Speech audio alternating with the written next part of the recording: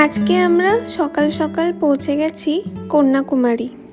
কন্যাকুমারীতে গিয়ে প্রথমে হোটেলে ঢুকে ফ্রেশ হয়ে তারপর বেরোবো বিবেকানন্দ রক মেমোরিয়াল দেখতে।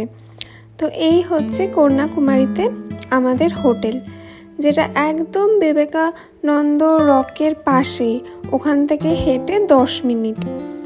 তো আমাদের পেছনের দিকে পড়েছে, তাই লাইট হাউসটা খুব সুন্দর দেখা যাচ্ছে। এই যে আমরা রেডি হয়ে চলে এসেছি বিবেকানন্দ রক দেখতে। আর এখানে কিন্তু প্রচুর লাইন পড়ে, তাই জন্য একটু সকাল সকালই যেতে হয়।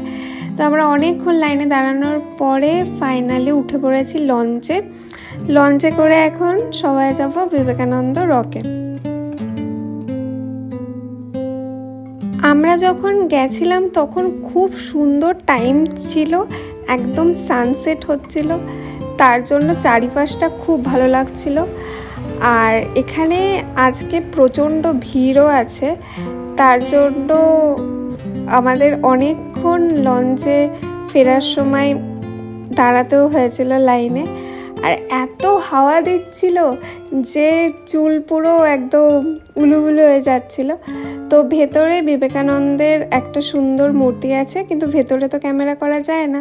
তো সেটা দেখে এখন বাইরে আমরা সবাই ওয়েট করছি সানসেট দেখার জন্য, কারণ এখান থেকে সানসেটটা দারুণ দেখা যাচ্ছিল, খুব ভালো লাগছিল। আর তারপরে কিছুক্ষণ ঘোরাফেরা করে সামনে বিবেকানন্দের পদচিহ্ন রাখা আছে, ওখানে প্রণাম করে এবার আমরা ফিরে যাব।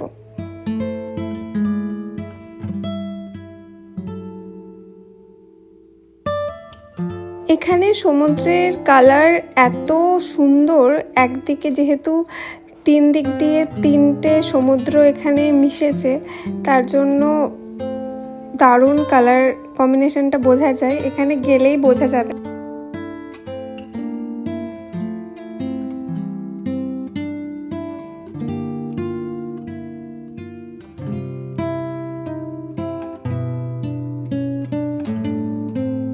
ফিরে এসে চাউমিন খেতে বসে পড়েছি। আর কালকে আমরা যাব হচ্ছে মাদুরাই।